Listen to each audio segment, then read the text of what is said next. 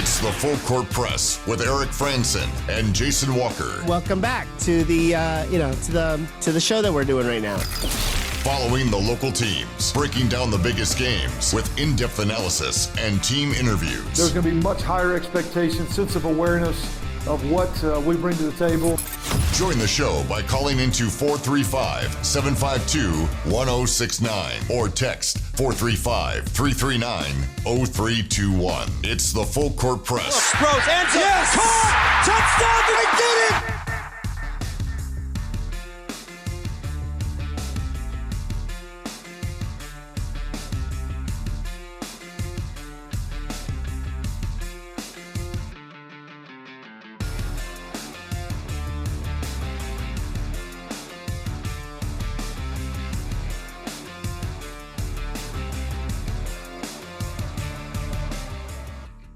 Hello, everyone. Welcome to the Full Court Press.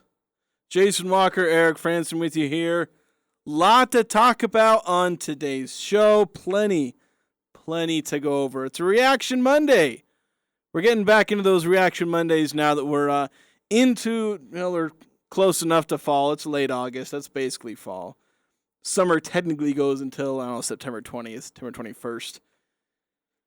So, had the Utah State scrimmage over the weekend on Saturday, high school football on Friday, obviously. A lot of those things heard right here or on the Cache Valley Media Group, the family of radio stations, including on this very station, Skyview with their game against Wasatch, and plenty of others. I know I was at the Logan North San Pete game. I was calling that over on KVNU, and certainly plenty of others with Green Canyon, Mountain Crest, Ridgeline, and others. So, very fun weekend of sports. Had a chance to, obviously I had a chance to be involved with not only the high school, but also I was able to be at the Utah State scrimmage. I know probably many of you listeners were there as well.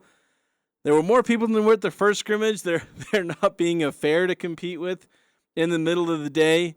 Certainly had a decent turnout there. The play wasn't probably as good as I think people were hoping for. I think the first scrimmage, it was more exciting and probably better overall, unless you're a big fan of defense, in which case you pretty much got what you wanted. But go ahead if you guys want to text in your reactions to the scrimmage, 435-339-0321, the number you can text. But even aside from that, there's different things that me and Eric plan to go over on today's show. We've got Pick 6 results. We did Pick 6. We were able to string a couple of these together now that we're both around for most of these days. But just trying to get things going here. We've also got Utah State. Just comparing how they rank among, I know Eric was compiling just some different 1 to 131, or I think maybe 1 to 132, however many FBS teams there are, just full ranking all the college team. Where does Utah State end up there? I went and looked at the averages. I took some of the compiling heat and I stole some of his work, threw it into a spreadsheet. I added another list of my own that I found, but we can look at where Utah State ranks in terms of all 131, 132-ish FBS teams. And, there's other news as well, Washington State, their president, he chimed in. Long interview. If you were a Weber State, or I keep saying Weber State, Washington State, if you're a fan of them, he gave a lengthy, almost hour-long interview where he's pretty open about all their options. He does mention the possibility of joining the Mountain West, so we'll get into that. Utah State soccer and volleyball getting their seasons kicked off. Volleyball still unofficially because they don't play their first, actual regular season actually counts game until Thursday, I believe. They played an exhibition this past Friday. Utah State soccer going 1-1. By the way, Eric, how's it going?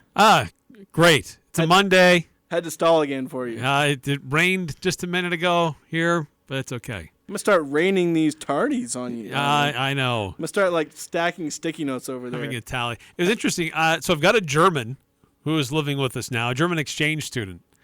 And went and picked him up just last week. This morning I had to go take him to the school to figure out what his schedule's going to be and all that. we just got to talking about how things are different in our school system versus his, where he's from in Berlin. And we got on the topic of tardies, like if you're late to school. And he says that he was fascinated that tardies here in America will start to affect your academic grade. And he said it says unless you have a doctor's note, then you have to go meet with a doctor if you're habitually tardy. If you're habitually late, you have to go meet with a medical professional to talk about why you're always so late. I feel like that's just an assumption that it's because there's something wrong with your health, which can sometimes be a good, like, you know, if somebody's late all the time, maybe you should ask, like, are you okay? Yeah, I think there's some of that goes on. But then there are also the people who, you know, they're tardy because they don't care. I mean, I used to drive a bus around here, and I can't tell you how many high school kids used to ride the buses at suspicious times. Suspiciously be in often. Class right now? Yeah, it's like didn't I see you yesterday at the same time? Not lunchtime, because I imagine a lot of the high schools around here have like open campus during lunch. At least that's how it was when I was in high school. You could leave campus during lunch. But yeah, 9:30 is not the time I expect to see a high schooler on the bus. But anyway. Yeah. So that's our conversation about tardy. Eric, yes. So is this going to impact the grade that you give yourself, I guess? I'm nervous about my Eric, we need to have my academic standing here on the Full Court Press. I might need an intervention. Yeah. Anyway, so as I was saying, plenty to react to. Lots that happened over the weekend. The Utah State scrimmage, probably the biggest, you know, obviously for this show, you know, football, just Utah State and then Region 11.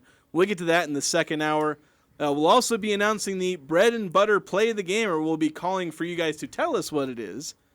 You'll have a chance to win, I believe it's 4 free loaves of bread. Free bread. Yeah, from the Old Grist Mill. And I can't tell you how difficult it is to say 4 free loaves of bread. How many times I had to try and say that on my own broadcast because we call it out for Al Lewis's show, and it took me like 3 tries on air. It's like, how do you say 4? I literally have to practice. Bit of a tongue twister there. Yeah, it's deceptively hard to say, even if it is just a 2-word tongue twister there. So we'll call for that in the 5 o'clock hour, probably right after we finish recapping all the games. We'll call for that. You'll have a chance to call into the show, 435-752-1069. Make sure to call that number. Don't call the text line number because we don't answer that. I don't even know if we know how to answer that one. So we do have the 435-752-1069 number that you can call. And if you won it last week, don't bother calling this week because we won't give it to you. Yeah. I mean, you can give us the answer, but then I'll say, all right, good luck. Yeah. On to the next person. Yeah, but it was an interesting week in Region 11. Football games. It was an interesting weekend for Utah State scrimmage as well. And love to get your reactions if you attended the scrimmage on Saturday. I thought that there were moments where it was more interesting and more intriguing than what I had seen the previous week. And there were also moments where it's like, come on, what's going on here? But it's always so frustrating and difficult when it's a scrimmage because you just don't know. Is that a problem of the offense or is that a problem of the defense of what just happened there? I did see some more aggressive plays on defense than I saw in week 1, or I should say scrimmage 1.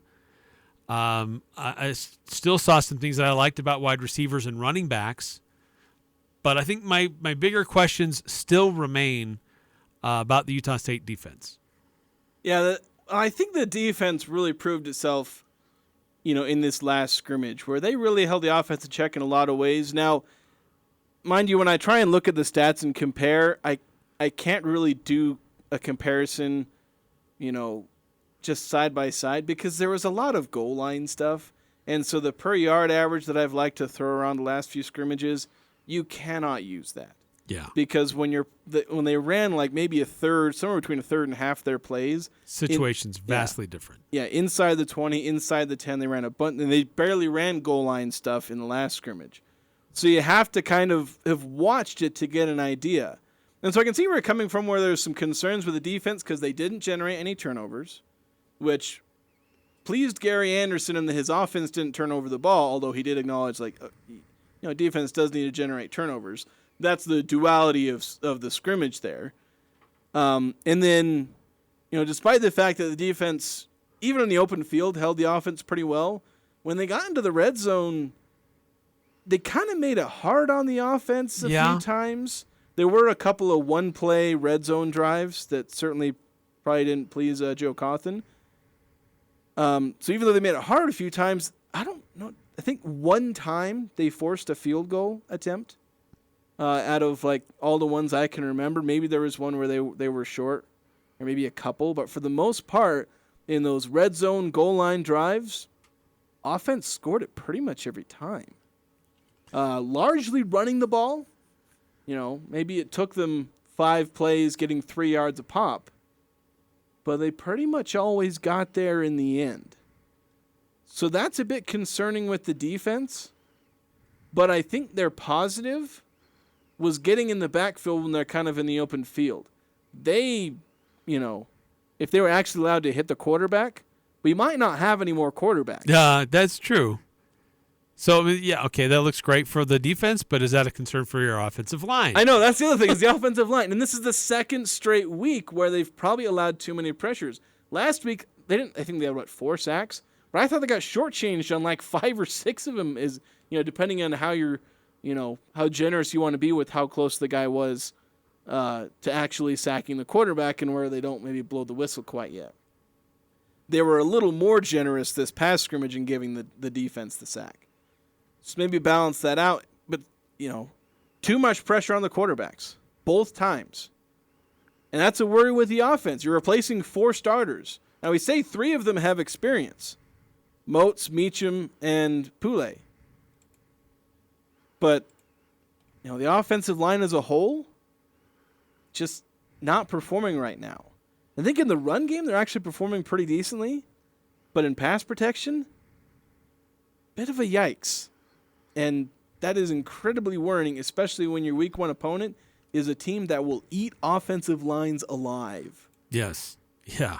Even good ones. A couple of texts coming through on the Full Court Press text line, some observations of scrimmage.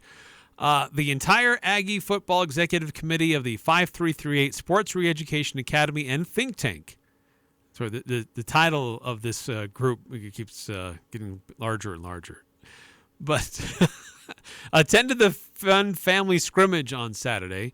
Here's some highlights from their report. Offense looked pretty good, although they saw at least 3 bad snaps. Yeah, that's true. There were some bad snaps. There were fewer bad snaps in the first scrimmage, though. Now, mind you, most of the bad snaps, they're all coming from one player. I am not going to name this player because I don't think they deserve to be taken, acknowledge they need to get better. I think they are getting better. And they got better in this scrimmage.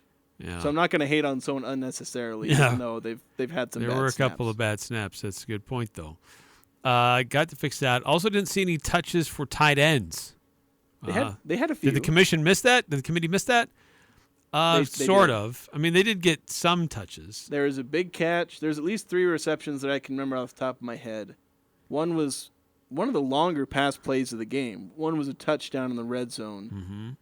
There was one other short play to a tight end. It was at some point. Yeah, it's a thing with the tight ends, just health and availability right now. Your top 2 tight ends were out. Yeah. Let's see, was impressed with Hillstead, like his potential. The defense was okay, although they could use some work on the outside pursuit and coverage assignments in the secondary. 2 or 3 plays where they lost the receiver completely. Yes. Yeah, I think that did happen. There was a bit of duality there where there were a lot of times where they were right on the wide receiver, absolutely glued to their hip. And then, 2 or 3 plays where it was like wide receiver had his own zip code. Yes. So a little iffy there. Easiest throws of the day. Let's see. However, goal line defense was pretty good. Didn't see Switzer except for a punt play.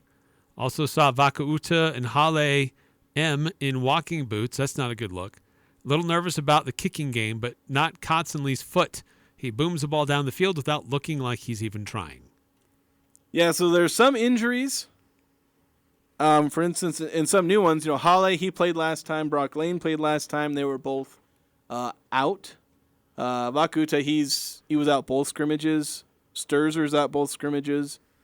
Switzer was out last scrimmage, was in pads on Saturday. I didn't see him play. I was looking for him. Yeah, and I looked for him too. I couldn't find him. Several times I looked out there. I saw him. I swear I saw him one time where I thought I saw him, a number 1 jersey on the defensive side, a guy in pads. That's Anthony Switzer, right? And then later I was actually trying to look for him again to confirm it wasn't crazy, and I actually didn't find him. Because we didn't get there right as it started. But I was consciously, I couldn't tell you exactly when in the scrimmage I was really scanning the sidelines and who was on the field, but I didn't see him in pads. So if he played really early and they pulled him quickly. Yeah. I think I missed like the first play or two. I was like 2 or 3 minutes late, kind of walking up right as they began their first series. Yeah, we were roaming around checking out. I had kids with me and the big German, so he's not really that big. But I had my German with me, so we were walking around. German. He's about as tall as I am. So the little German. Yeah, and going to give him the whole 411 and what American football's like. So there you go. So we were a little slow getting to our seats. Yeah, but yeah, it is kind of interesting. I do have sound from Blake Anderson. And honestly, doing these interviews taught me that I need a better mic or they need to turn the music down on the field because you hear the music in a lot of this audio. Yeah, it's tough because they have us huddle right basically underneath where the speakers are. Yeah, and about next to where everyone's having conversations around. So yeah, I am investing in a microphone. So I don't have this anymore, especially when basketball season comes up. Yeah. Because they do the practice interviews, and in the background, thump, thump, thump, thump, thump, clang, or swish, if you want to be optimistic. That kind of thing. But here's what Blake Anderson said about the just the injuries. It was more specific to Halle and Brock Lane. Just, them being out, especially because those two were around in the first scrimmage. Just day-to-day, some strains, foot strains, ankle, rolled up in practice. Just not ready to go today.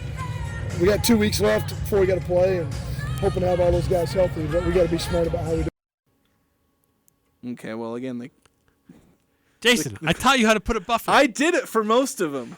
I guess I didn't do it for that one, but for most of these, I just recorded dead air for like a second and a half. So hopefully you'll get the most of these clips. I actually tried.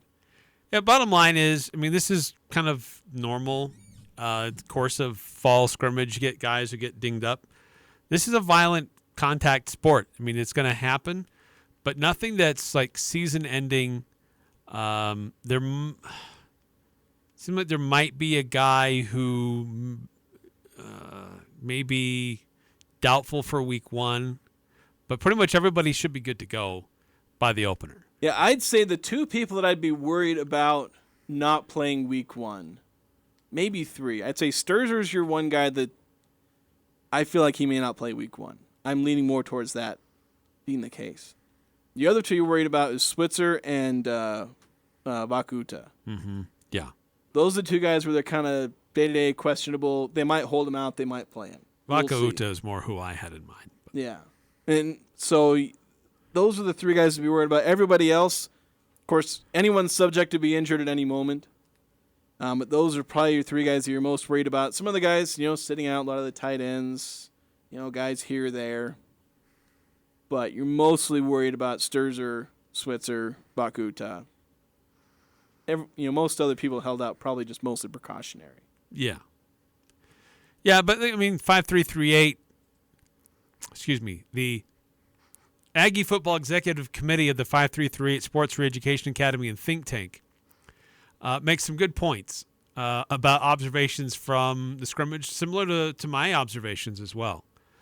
I continue to be impressed by Rasul Faisan. I think he's probably, for my money, that's your number 1 running back. That's your starter. Yeah, Briggs is still in there, but I've really been impressed with Faisan. Yeah, I think Briggs is probably going to end up the starter. I think they're going to end up running 3 backs, and then, if Faisan ends up, continuing the great run of play we've seen over the last 2 scrimmages, he probably elevates to being the number 1 back, but still probably a 3 running back room. It's just somebody will have the most carries. And it may not be Briggs like we were thinking preseason, or Davon Booth. I agree that I think Faison may very well be the best back. I said as much during the scrimmage, like, dang, this guy's playing good. He might be the best back in the room. Yeah, I enjoyed watching Colby Bowman. Good to see Kyle Van Leeuwen out there making a lot of catches and a lot of plays. He was more active this week than he was last week. Vaughn, he's still a playmaker. I mean, he wasn't targeted quite as much, but he still made things happen when he got the ball his direction. But yeah, I think the wide receivers, I'm feeling really good about Utah State's wide receivers this year. Yeah, they didn't star quite as much because there was, for one, not as much open passing. Did a lot more running, especially when they're down on the goal line. They like to run the ball in the red zone and goal line. So there weren't as many passes.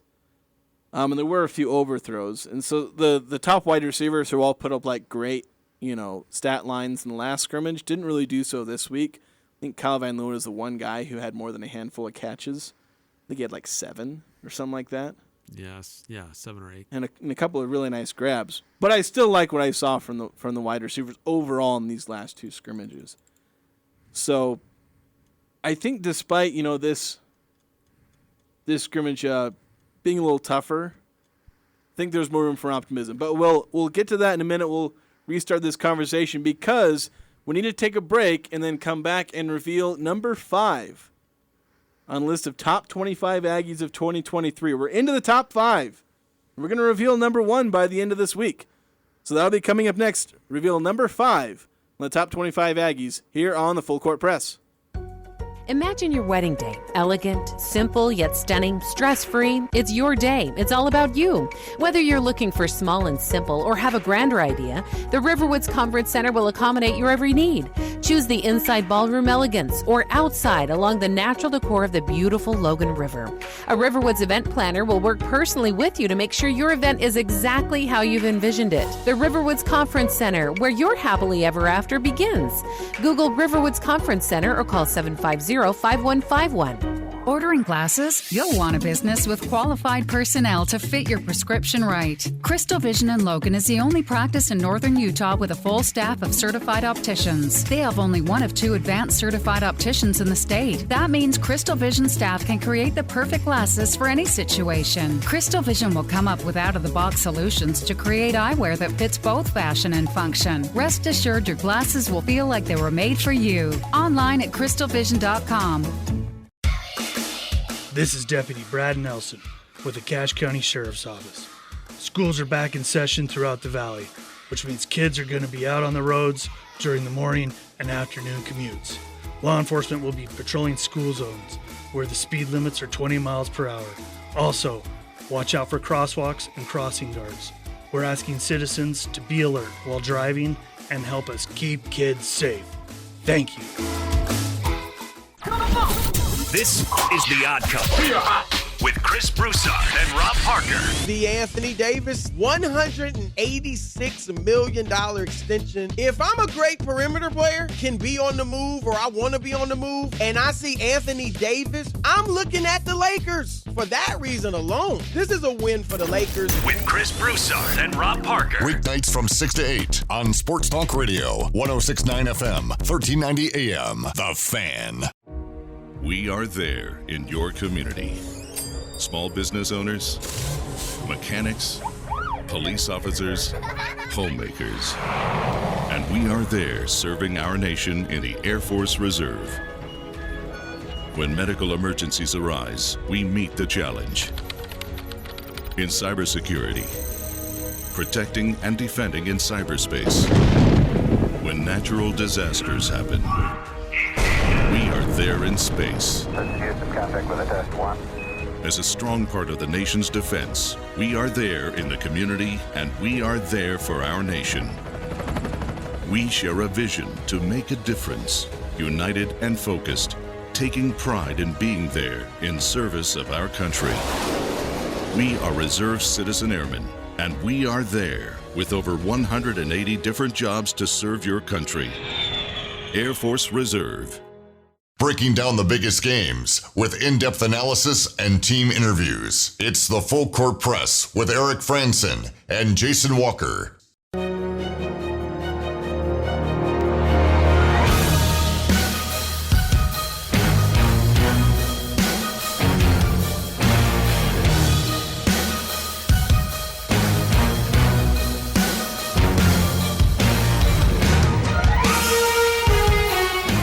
Welcome back to the Full Court Press. Jason Walker and Eric Frandsen. If you want to text to the show, 435-339-0321. Had a text before the show from 5338 before his report from the 5338 Sports Re-Education Academy. It says, huge shout out to Aggie Chari Hawkins. Over the weekend, she became the 8th best female athlete in the world. Yeah, great showing. Doesn't she have to be the greatest track athlete to ever come through USU? Boy, probably up there. She's up there. She's got to be up there. I can't think of anybody better off the top of my head, so I would have to think she would take the crown. Unless if you guys want to text in suggestions, I have to admit my Aggie track knowledge is limited. Agreed. Same. So especially with the history. Yeah. So we're going over. We've got to reveal the top 25, number 5 on our top 25 Aggies of 2023. So we're finally here in the top 5. So to help us reveal who number 5 is, here's Hall of Fame broadcaster Al Lewis.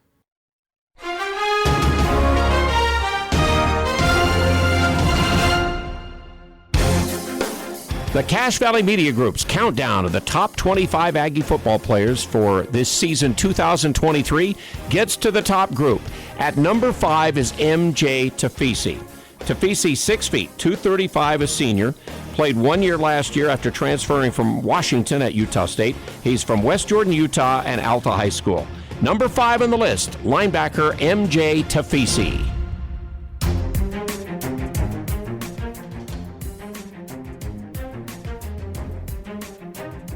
So M.J. Tafisi certainly getting in with the big boys here with the top 5.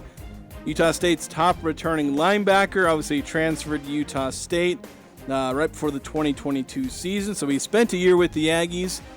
Only played 8 games, had a bit of trouble with injuries, so he missed a few games, especially toward the end of the season. But he was still, despite that, was 3rd on the team in total tackles with 69, had 9 tackles for loss, and if you go on a per game basis, he was the leading tackler and best at getting tackles for loss. So a very productive linebacker for the Aggies last season, and certainly will be a big help for the team this year, especially since a lot of the other leading tacklers are gone now. Yeah, absolutely. You're going to lean on his experience and his talent. And as you said, he missed a significant number of games last year with a neck injury. And despite all of that, still had all those numbers. And here's a guy who's going to anchor a linebacker core that has several new faces, and they need somebody with experience to get them in the right directions. We had somebody on our panel who put M.J. Tafisi as number 1 on their list. So we all had him very high, and so that's what gets him to be number 5 overall. But this is definitely one of the leaders of the team, and certainly one of the leaders on the defense. I like his quickness and his movement. He's got good strength. He just has a nose for where the play is happening and getting himself there to make a play to help that Utah State defense bottle up the offensive wide receiver on a short route or running back who's trying to get it through a gap in the middle. But I really like the play of M.J. Tafisi, and I remember talking to him last year. This is a guy that was not used to being interviewed, not used to being in a spotlight, but he kind of moved into that role because of how he played. And that's just going to roll over into a much larger role this year for him and the Utah State defense. Yeah, something when I've gone back and watched games from last year, and even when I was rewatching games during the season, just every time I'm watching a defensive snap over and over, I just see number 2 sprinting through the line of scrimmage, finding a gap. Sometimes he's shooting a different gap to try and get into the backfield and get the running back or whoever's got the ball, and it's just always full speed, getting through the line, hitting his gap hard, trying to make a play every single play. And so he's definitely one of the guys who brings it on the field every single snap doing his best to, not just be a productive player, but to be a real playmaker, somebody who impacts the game and isn't just accumulating stats. Yeah, absolutely. So excited to see what MJ Tafisi can do for USU defensively this year. He will need to play a very large role for that defense with so many new faces, but I believe that he can. He wears number 2 on his jersey, as Jason already alluded. 6 foot, 250-pound graduate senior at the linebacker position for Utah State. MJ Tafisi coming in at number 5 on our top 25 Aggies for 2023. All right, we're going to take a break, and on the other side, we'll continue our discussion of the latest Utah State scrimmage. We'll hear a little bit more from Blake Anderson. Also had a chance to talk to a couple of players, so we'll have all that sound throughout the rest of the hour and throughout the rest of the show. So don't go away. We've got that coming up next in the Full Court Press. No matter what the conditions, DD Auto and Salvage can get your vehicle up and off your property. Now is the time to plan to make extra cash by calling DD Auto and Salvage and moving that old vehicle. Let them pay you for that junk vehicle. DD Auto and Salvage makes it so easy to get rid of your junker vehicles, paying you the most money possible. If you have metal, DD Auto and Salvage in Logan wants to pay you today. Call 787-1204. That's 787-1204 today. See store for details. When a tiny drop causes a ripple and becomes a wave, it travels through all corners of the planet, sustains all forms of life, and provides streams of wonder, rivers of adventure, and oceans of discovery. One drop connects us all. Reserve your visit now to Loveland Living Planet Aquarium, a non-profit organization. Check this out. This is The Herd. You're excited. I'm excited. With Colin Cowherd. You're looking to salvage the pick now with Zach Wilson. What you do is show them off now. Teams are going to be making all sorts of moves. And can you find a team out there that starts 3-3? They lose their quarterback. They don't necessarily think Zach is a 10-year guy, but he's got the best arm on the market. This is The Herd. Weekdays from 10 to 1 on Sports Talk Radio, 106.9 FM, 1390 AM. The Fan. Work, school, grocery shopping, doctor's appointments, the gym, to the airport to pick up loved ones, to the kids' soccer games, piano lessons, out for movie night, to hear your favorite band in the city, over to Grandma and Grandpa's house, and on last year's amazing road trip. Your vehicle takes you so many places. Protect it. When you leave your vehicle, remember to always take your keys or key fob with you and lock the doors. If you suspect auto theft, contact the National Insurance Crime Bureau at 1-800-TEL-NICB. That's 1-800-TEL-NICB, or visit our website at www.nicb.org. A public service message from the National Insurance Crime Bureau. Unused prescription opioid pain medicines can spell trouble. They can spell risk if taken by someone they weren't prescribed for, harm if accidentally taken by a child or pet, or overdose if they're not used as directed. Safely dispose of opioids before they can hurt your family. Find a drug take-back option such as medicine drop boxes. You may find these in your community at local pharmacies or police stations. Visit www.fda.gov/drug disposal. Northern Utah and Southern Idaho's home for sports. It's the Full Court Press on Sports Talk Radio, 106.9 FM, 1390 AM. The Fan.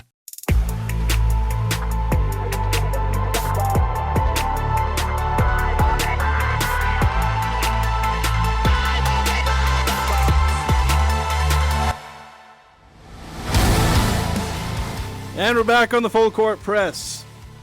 Talking Utah State sports. We'll be getting into local high school sports in the next hour. If you want to text into the show, give your reactions to the Utah State scrimmage or any thoughts on the Region 11 football or Utah State soccer over the weekend, anything that tickles your fancy. We'll read it over the air, most likely. I don't know about anything, but pretty close. So I'd put a bit of a caveat there. Yeah. 435-339-0321 is the number to text. 9-15, talking about Kaylee Thatcher for track Utah State. We're talking about great track athletes, Chari Hawkins. Am I saying that, or is it Chari, or is it? I think it's Shari. Chari Hawkins. She's a little before my time at Utah State, or maybe I wasn't paying attention if it was during my time. It hasn't been that long ago. She's from the Rexburg area. I mean, she graduated just a few years ago. So I just wasn't paying attention. That was my problem. Maybe. I don't know. Also, 9315 texting in, who was the MVP of the scrimmage for offensive and defensive, to the best of your knowledge? Offense, it's hard to pick one because there wasn't really a superb standout on offense. There wasn't somebody who just individually was great. You could probably think maybe Kyle Van Leeuwen, Rajul Faison. Those are probably your two biggest statistical producers. I'd probably go with Van Leeuwen just because he seemed to be more consistent than anybody.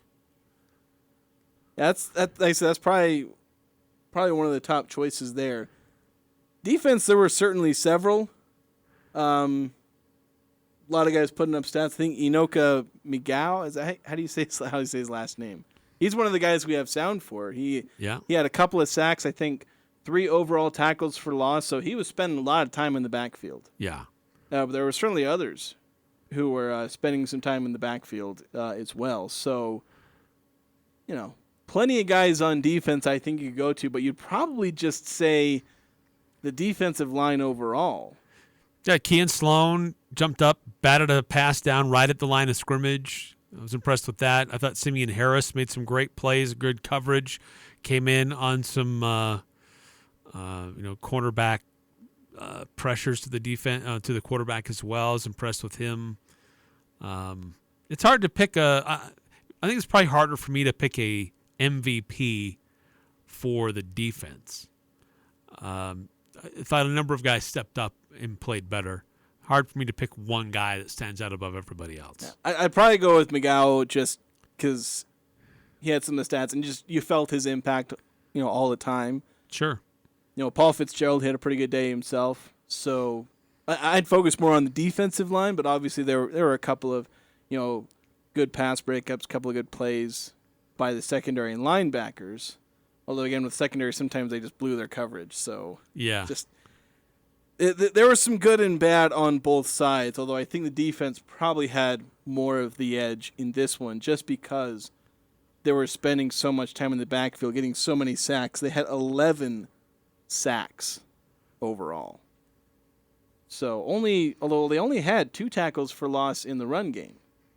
So, the offense was getting positive yards in the run game, albeit not much. Granted, again, it was goal line red zone stuff.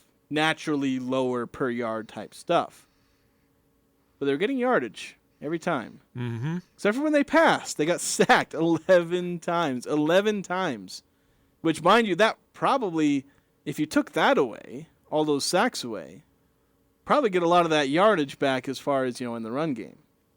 But I didn't keep track of that. Maybe I should keep, because the university keeps some of those stats, and they send it out later.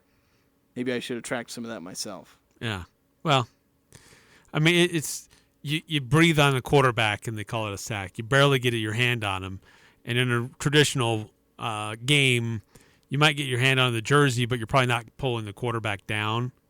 But in a scrimmage, they blow the whistle if you get close to him like that. So there are a good number of these sacks that probably wouldn't have been sacks in a regular game, but still it shows that defensive pressure was able to get penetration and get access to the quarterback and make it tough where he has to speed up his schedule and where he wants to deliver the play.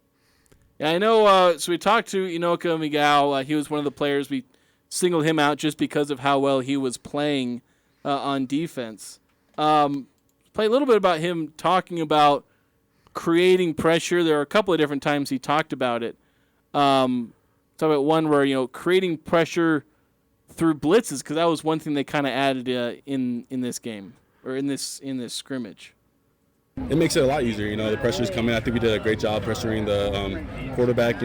Having defensive end and D lineman that can rush. And bringing the pressure. I think it just puts a lot of stress on the O line. But overall, the pressure and the sacks that we had today and the pressure we had from defensive line and secondary, I think it was great. The pressures that the coaches were calling were good calls.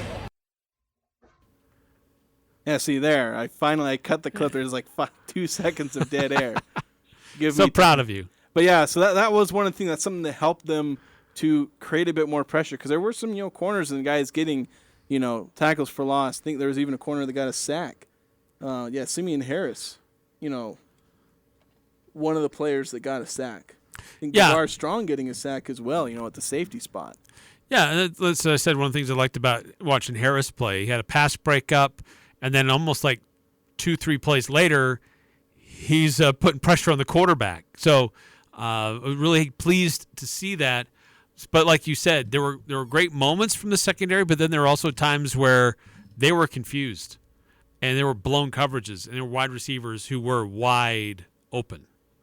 Yeah, and that's something you definitely don't want to see. Now, overall, like I said, even with that, it did feel like the defense was at least a little bit improved.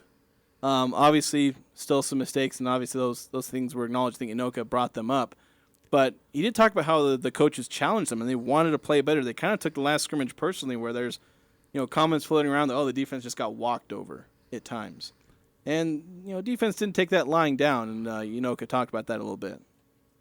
I think today the defense did a lot better than last scrimmage. Our coaches last scrimmage definitely challenged us, coming out a lot more physical, having more effort. They challenged us last scrimmage. They said we weren't as physical. I think they expected more of us, but I think this scrimmage we came out a lot better and took the coaching personal and, responded better than the last scrimmage. I think that overall we just had a better day. Of course, we made mistakes and offense made plays, but overall I think we're going to go in the film room and get better, take the coaching. We made mistakes, but I think overall today we had a good day as a defense. Yeah, and I think that's the key is the overall good day on defense. There are certainly things that you can pick on. Red zone, not as good at forcing field goals. When you get into the red zone, at that point, obviously you don't want to let them score, but at that point it's forcing field goals. They didn't really do that. There were a few broken plays as far as just letting receivers be wide open. You give up some plays. But aside from that, wide receivers, they were making some tough catches, but they were forced into tough catches. Quarterbacks had to place the ball really well. Obviously, the defense getting to the quarterback, throwing them off schedule, which then just makes things easier for everyone. And I think overall you can say the defense just had a much better day than they did last time out. Yeah, Coach Anderson talked a lot about fatigue again. So I'm kind of scratching my head as to why we're hearing the coach talk about fatigue for 2 straight scrimmages. But it was middle of the day. It's hot. But you know what? That's August. I mean, this isn't new. It's not like this August is warmer than normal. It's actually cooler than most Augusts. It's cooler than last year. I think I remember last year was kind of brutal. Yeah, it was very brutal. And it wasn't even hot on Saturday. No, it was overcast. We actually had a little light rain that came through. Very light, but... Wait, it rained during the scrimmage? Very brief. It was just spitting. And it was in and out. It was fast. And there was a breeze. I mean, it was warm, but it was comfortable. So I'm a little surprised that I'm hearing the coach talk about fatigue so much over these last 2 scrimmages. Yeah, and that was something he brought it up a couple of times unbidden, and then I believe it was you who just kind of asked him about it. Yeah. And here's kind of his explanation, just talking about the team being tired, a little bit of why that's maybe going on. Speed and volume both. This has been a really, really hard 2.5 weeks on purpose. We're going to find out what this group's made of. Wanted to see how they would respond today. They have not had any time really to let their bodies heal and recover. It's been go, go, go. We'll be smart about the next 2 weeks, but we had to find out how they would respond today. And it wasn't pretty, but they did fight through, and that alone was a little bit of a victory. And they could have easily come out and just been lazy and sloppy all day long, and they weren't. Yeah, so it's maybe a little worrying. I don't know. Are they just trying to run them ragged here in this first little bit, just to get him used to some of the rigors of the season? Well, my question, really, the way I posed it, is that Coach, you've said that you want to run with more pace. So is this just a matter of the team kind of acclimating to that? And that was his answer. Yeah, that's how he answered that question. Yeah, and I cut off a little bit of that first part where he just says, speed and volume. It cut off the little bit of the speed there, but that's I can't really talk about a little bit of practicing with pace. And that makes sense. Yeah, but also volume. Obviously, you're practicing. Not too many days off. You get 1 or 2 days off a week, I think. I have to maybe look back at their schedule, but a lot of speed, a lot of volume, getting these guys in shape, especially because a lot of these guys haven't been in the strength and conditioning program for these. They aren't used to playing this kind of style, so they haven't been conditioned the way that they want them here at Utah State. So it's probably but the pain they go through now will be gains later in the season, especially in fourth quarters when they're in games and close games, and that's where they can have that separation. So it's very purposeful what they're trying to do and what they're trying to accomplish. At the same time, you still got to try to get everybody on the same page and firing on all cylinders. Yeah, and we also got to hope that they perform under this, because the point of playing with this pace is that you perform well in the fourth quarter and the other team can't because they can't keep up with you. That's the entire idea, is that the other team gets tired in the fourth quarter and you don't. Right. So if Utah State's getting tired like this, that's not going to help. Of course, it is a process. You do have to build to it. Right. So obviously this is just part of that, where they're getting used to that. And as you said, pains now is gains later. Right. And you can't have an offensive series that only takes 20 seconds off the clock either. Your defense will absolutely hate you. Yeah. So it has to be efficient. It has to be productive for both sides. But I felt like last week after the scrimmage number 1, there was a lot of just kind of a feeling about football, about this football team. Moments where I saw some deep shots downfield and wide receivers made some fun plays, and I liked what the running backs were doing, but a little disappointed in the defense and the overthrows, and things that didn't quite seem to feel like they were connected yet. Last week I saw improvements, and I'm feeling better about this team moving forward. I still think they have a lot of things to work on. Are they going to – is this a team, as I've seen now in 2 scrimmages, that's going to compete for the Mountain West Conference Championship? No. But is this a team that will be competitive in a lot of games and could be bowl-bound? Potentially. I think they're in the mix. I don't think this is a team that some of the preseason prognosticators that put them at 3 wins. I don't see that kind of a team. Yeah, if I was reading some of the predictions correctly that I was seeing kind of over the weekend, there were guys that had Utah State losing to New Mexico this year, which I don't want to, dance on that take too much, lest we end up later in the season maybe Utah State does lose to New Mexico and I look like an idiot. But there's some guys who are really pessimistic about Utah State, just partly because they don't know anything about this team, and we're trying to figure things out. Even when we're watching them, we're trying to figure out what the heck's going on. Yeah. The coaches, too, because the coaches came into fall camp admitting, we don't know anything about these teams yet. We're going to find out in fall camp. So hopefully 3 weeks in they know something about them. But yeah, I do think this team can be competitive. It's just going to come down to how much does their inexperience impact them, because maybe some of the inexperience led to a couple of those blown coverages, a couple of penalties, things like that. How much, there's talk about, all these guys they've brought in, all the talent, like former, P5 guys, former 4-star recruits and this and that and the other. All these accolades from when they were coming out of high school. Is that talent actually there? Can they harness that talent now they're at Utah State? There's all these different variables that if they all go right, this team goes, 10-2 and, Mountain West Championship game and the bowl game afterward. If only a handful of those, variables go Utah State's way, then, you're looking at 3-4 wins, probably 4 wins at minimum, not going to a bowl game. The more likely option is you end up somewhere in the middle of those 2 extremes, and you end up around 5-7, 6-6. Which is kind of why everyone's predicting Utah State to go 5-7, 6-6, because they don't feel comfortable predicting Utah State to go completely bad, because they've typically not been that. Yeah. And they don't want to predict them to be too good, because there's no real indication that they will be that good, barring literally everything going right for the team. Yeah, just so many unknowns. I get it. I understand some national pundits why they would be sellers on Utah State, not buyers. So, sorry, I'm getting notes and messages from across the window. So one studio got worked on today, and ours didn't. So they're They're very proud of how their studio's looking now. A lot of fun for them. I haven't even really looked at that studio. Let's get there.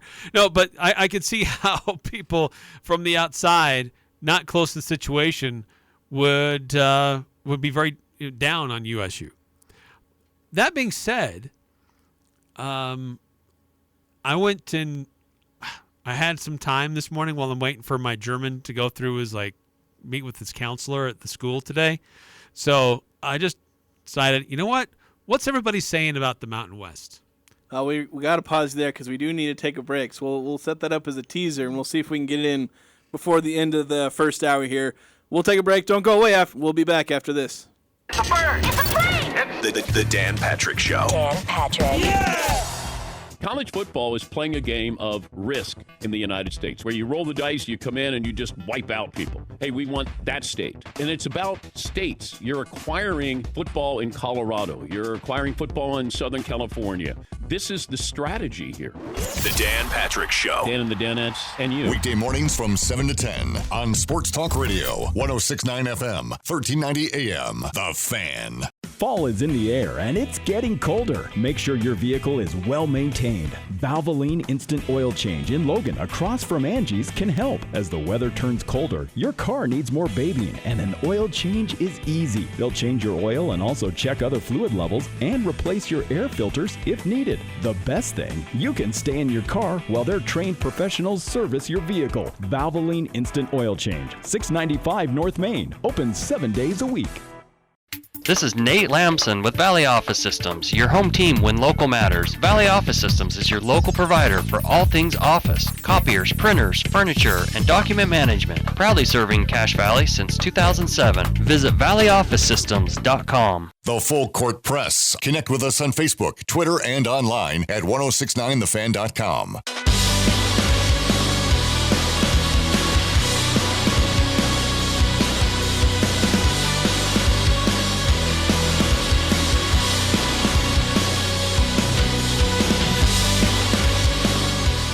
You're a do-it-yourself kind of guy, then your locally owned Napa Auto Parts store is a good place to know. Find the parts, find the oil you need to keep your car and equipment running at its best.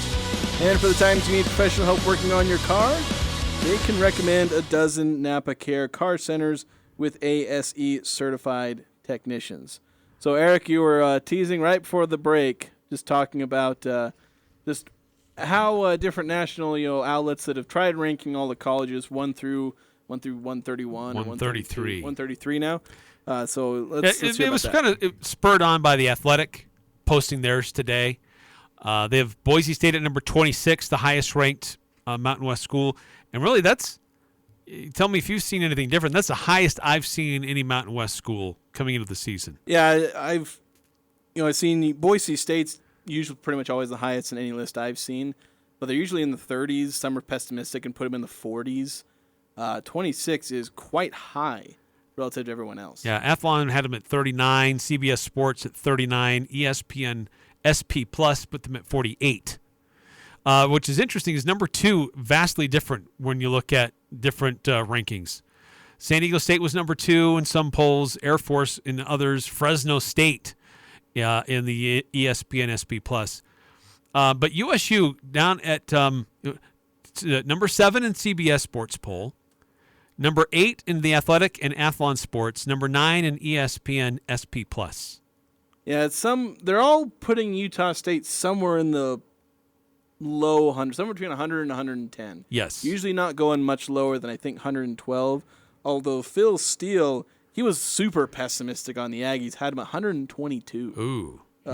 Only above New Mexico and Hawaii in the Mountain West, so he had them way down there.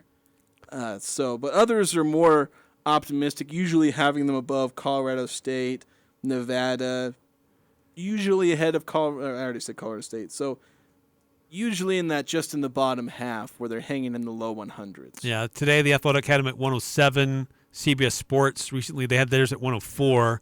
Athlon, this was in June, so this is a little bit earlier. That was at 102. ESPN SP Plus had the Aggies at 113. But then looking at the non-conference, Iowa, they're up there, right? Yes, they're pretty close to everybody where they're going to be mid to upper 20s somewhere. Yeah, James Madison. Yeah, preseason top 25 for Iowa. So. Yeah. James Madison in the 60s, between low 60s to low 70s in that range.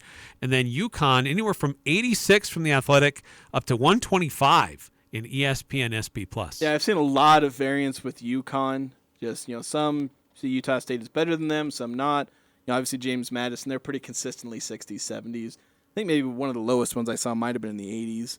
But typically they're pretty well liked, at least as far as being a mid-level team, and above Utah State in a lot of projections. Yeah, so if you look at just these rankings and who Utah State's going to face and say the higher-ranked team is going to be the favored team in the game, the Aggies are not going to be favored in very many contests. Yeah, I think like 3 or 4 games they'd be favored, something like that. Depending on who you're talking to. Right, and depending if you get any extra value for being at home. Yeah. All right, that'll do it for us here in the first hour. Coming up next, high school football. I'm Dan Patrick, and this is Above the Noise. To no one's surprise, the U.S. FIBA Basketball World Cup team started out 5-0 in exhibition play. The U.S. is heavy favorite to win this. The team doesn't feature the usual superstars, but the roster is loaded with talent that will make it hard for any country to match. But yesterday's 8-point win over Germany proved the team is far from invincible. Team USA lacks size. The Germans dominated the boards on their way to 21 offensive rebounds. The U.S. managed just 7. Even with basketball's popularity growing rapidly worldwide, it's going to be tough for any team to take down Team USA. Anthony Edwards is a lethal scorer. Jaren Jackson won Defensive Player of the Year, and Jalen Brunson looks like a budding star in New York. But if we learned anything from the World Baseball Classic or the Women's World Cup, the talent gap is closing in all sports. And if the team's not too careful, a gold medal will be far from a guarantee for Team USA. I'm Dan Patrick, and this is Above the Noise.